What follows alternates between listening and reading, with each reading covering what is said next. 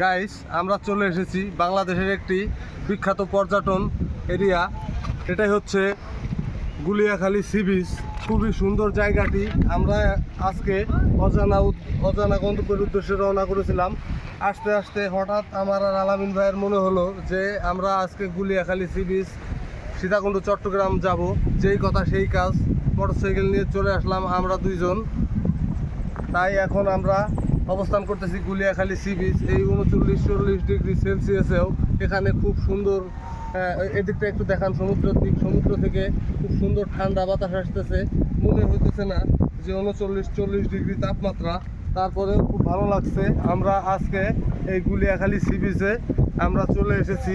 আমরা এসেছি নাঙ্গলকোট কুমিল্লা থেকে। নাঙ্গলকোট কুমিল্লা থেকে এই জায়গার দূরত্ব 102 কিলোমিটার। আমরা 102 কিলোমিটার মোটরসাইকেল রাইড করে এখানে চলে এসেছি আমি আর আলামিন ভাই। আমরা সকাল 9:30টায় রওনা করেছি এবং এখানে একটা এসে পৌঁছাইছি। পৌঁছানোর পরে এত সুন্দর মনোরম পরিবেশ দেখে এখান থেকে যেতে ইচ্ছা করছে না। তাই আমরা এখানে মনে করেন যে ঘুরতেছি এবং কথাবার্তা বলছি। সমুদ্রের ভিতরে নামছি। এই দেখুন, এই সমুদ্রের পানির ঢেউ দেখুন কীভাবে চলে আসে। আমরা এই সমুদ্রের পানির ভিতরে মনে করেন কেলি করছি। খুবই ভালো লাগছে। ঠান্ডা, বিশেষ করে ঠান্ডা যে বাতাসটা আসছে, এই বাতাসটা খুব ভালো লাগছে। তো আপনারাও সময় পেলে চলে আসবেন। এটা আসলে বলতে গেলে প্রাকৃতিক দর্শনীয় স্থান। আসলে কৃত্রিম যেগুলো আছে এগুলো থেকে প্রাকৃতিক দর্শনীয় স্থানগুলো ঘুরে দেখা খুবই ভালো লাগে। এগুলো মনে করেন যে ভ্রমণ করলে জ্ঞান বাড়ে।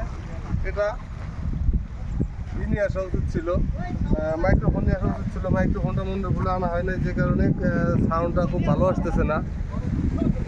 অনেকেই আসছে, অনেকেই সমুদ্রের ভিতরে নামছে, কিন্তু আমরা এখনও নামি নেই।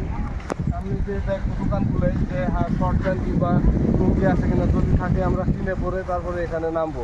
সকলকে আবারও ধন্যবাদ জানিয়ে আবারও সামনে কোনো না কোনো ব্লগে আপনাদেরকে চলে আসবো। আমি মাহমুদুল হাসান পলাশ। ধন্যবাদ সকলকে।